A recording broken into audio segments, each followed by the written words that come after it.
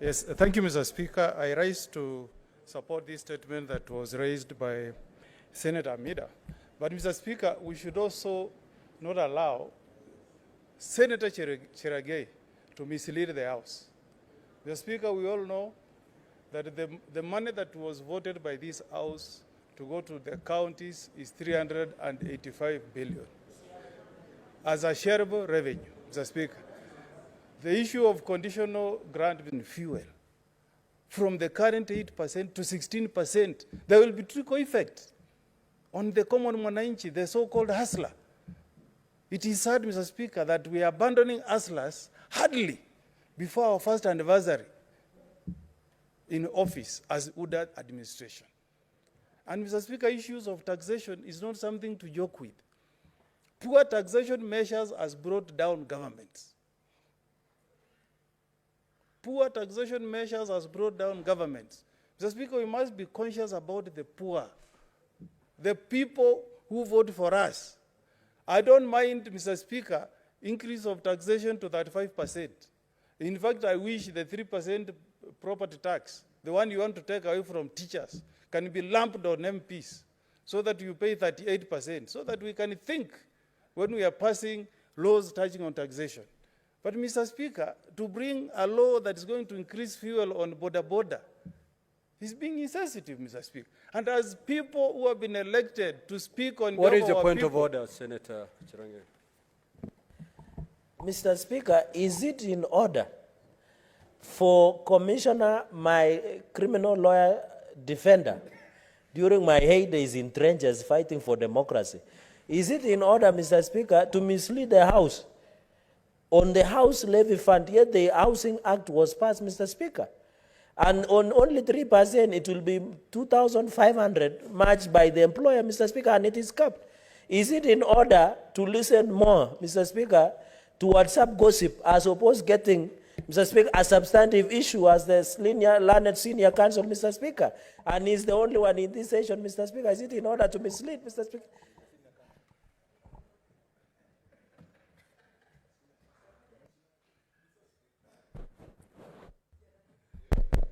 Mr. Speaker, I wish Senator Cherargei can be a good student who listens. And you should be a debater who also reads. You should read the 156 pages of the finance bill. And you will see that there is a proposal therein to tax Kenyans, 3% in the name of housing tax. It is there. So it's not a matter of gossip, tax, Mr. Speaker. And I want to tell Senator Cherargei. What's the point of order, Cherargei? You know, you can't raise Understanding order number 105, Mr. Speaker, on the statement of fact. Is it in order for the only learned senior counsel on the House, which will depend on this, to mislead all of us by saying 3% housing levy fund is a tax? Yet it is not. It is a saving, Mr. Speaker, that is paid, Madam Speaker, sorry, that is paid after 7 years, and he should be able. He has advised me to read finance bill, Mr. Speaker.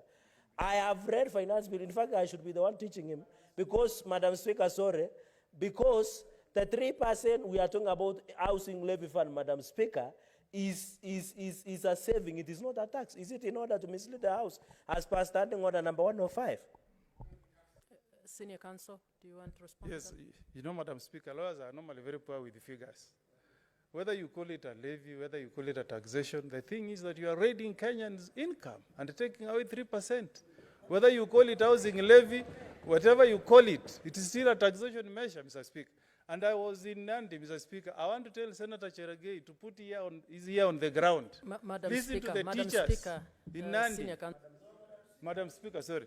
Madam Speaker, I want Senator Cherargei to put his ear on the ground and listen to the people of Nandi. Listen to the teachers of Nandi. Listen to the border in Nandi. Listen to the hustler in Nandi. They will tell you they don't support these taxation measures, Mr. Speaker.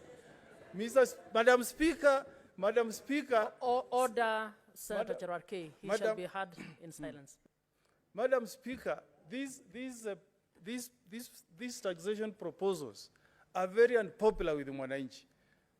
Madam Speaker, in 2009, the Labour government in Australia came up with such very poor taxation measures, and it cost them. And I want to caution the Wood administration. You're going to be very sensitive with the way you deal with the Kenyans, especially, Madam Speaker, Mr. Speaker, sir, the people are in the low card of income, Mr. Speaker. When we pass any taxation, Mr. Speaker, sir, we must be conscious on how this is going to affect the common mwananchi, Mr. Speaker. So I want to urge the committee to look at this matter keenly, Mr. Speaker. And if this is a matter that affects counties, I don't belong to the school of thought that says that Senate should never look on a finance bill, even when it has laws that concern counties. And in this particular finance bill, Mr. Speaker, there are so many laws that are hidden in there. The Employment Act is there. This thing you are calling housing levy is hidden there. All those are the things that concern counties, Mr. Speaker. And the only way we can reclaim the glory of this house, Mr. Speaker, is to demand, Mr. Speaker, that when we have laws... Senator Omogeni, would you wish to be informed? Mr. Speaker, you know, Senator Cherage has been on his feet twice. So on this particular occasion, I wish to disappoint him. I am not willing to be informed by Senator Cherage. So, Mr. Speaker, let us as a House reflect on our mandate. And let us also, Mr. Speaker, look at the history of other Senate houses all over the world. You're going to fight for your space, Mr. Speaker. When the Senate of the US was put in place, they never used to consider taxation laws, but they fought and got that space with time. The same with the Senate in Australia. And Mr. Speaker, we are a unique house because we enjoy direct mandate from the people. Senator Cherage was elected by the people of Nandi, direct, Mr. Speaker. It's not like the House of Lords in UK, where you get an appointment out of recognition of the contribution you have made to your country.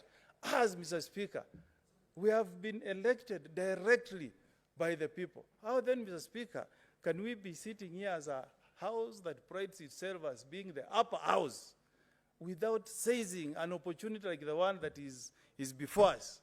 And we demand that the finance bill comes before the Senate and we deal with it in a just manner, Mr. Speaker.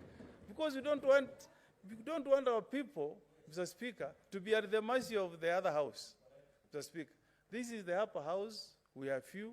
We can debate on issues in a bipartisan manner and make a vote in a manner that does not subject our people to untold suffering. So, Mr. Speaker, I support this statement, and I hope the committee that will be tasked with this work will do justice to it, and we should get this report before the finance bill is debated by the other house. I support, Mr. Speaker. Next.